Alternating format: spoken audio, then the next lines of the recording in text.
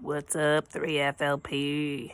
How's it going? I thought I'd read a chapter of Wayside School Gets a Little Stranger. This is going to be chapter 26.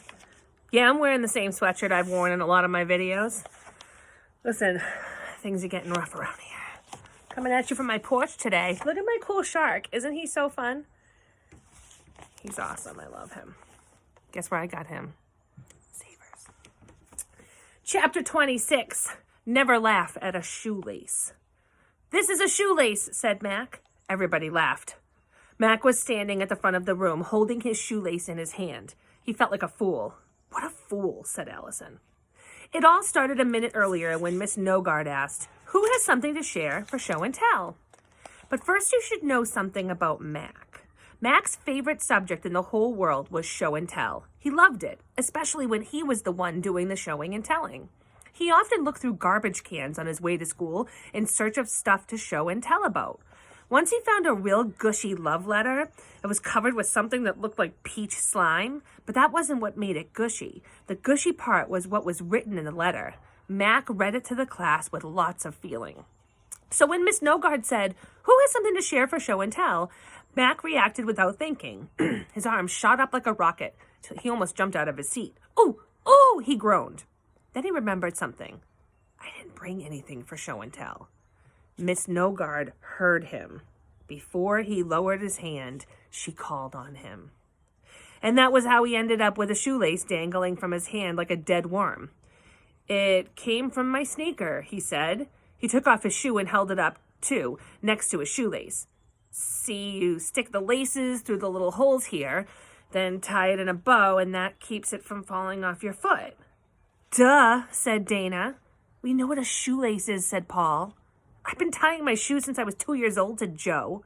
Calvin and Bebe booed. Sit down, said Jason. You're boring. The kids in Mrs. Jewell's class never used to be so mean, but they've been getting grumpier and grumpier ever since Miss Nogard took over. Put your shoe back on, said Mauricia. Your foot stinks. Mac felt terrible. Miss Nogard smiled. Go on, Mac, she said. We're all very interested to hear what you have to say. He tried to think of some way to make a shoelace interesting. Shoelaces are real important, he said. There once was this guy. He was a real fast runner. His name was Howard. Howard Speed. He was the fastest runner in the world. But this was back before shoelaces were invented. And so every time Howard raced, he ran right out of his shoes. Nobody seemed very impressed. But then Rondi asked, did it hurt his feet? Mac shrugged. I guess, he said. I once stubbed my toe on a rock, said Stephen. It hurt.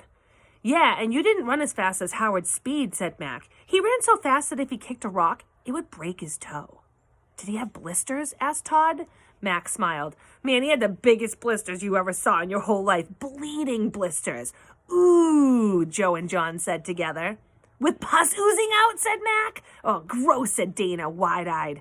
Everyone was paying close attention to Mac now.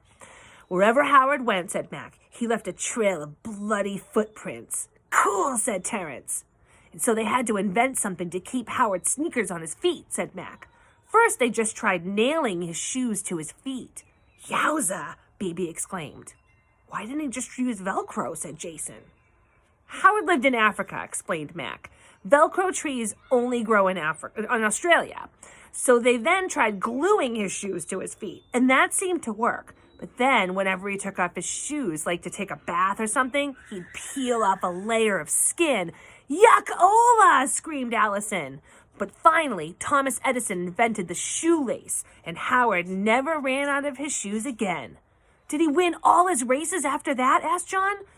Well, said Mac, the next race was for the championship of the whole world. Howard got off to a real fast start. It looked like he would win for sure.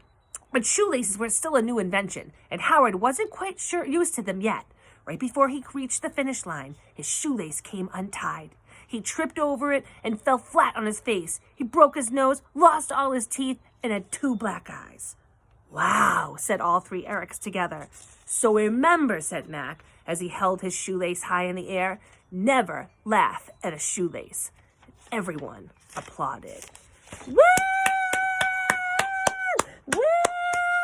Mac and the shoelace! Woo!